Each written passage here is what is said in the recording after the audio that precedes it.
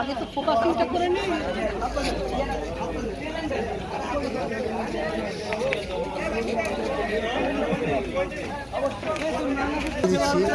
নূর চলো ফোকাসিং করবো তারপরে। হ্যাঁ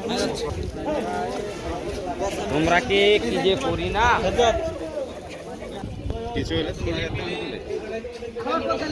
যন্ত্রপাতিগুলো বুঝো কোথাও।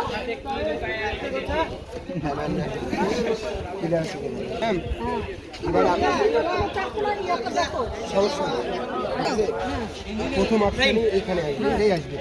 এই যে মেজার এমইএস, হ্যাঁ মেজারে এখানে F1 ক্লিক করেন।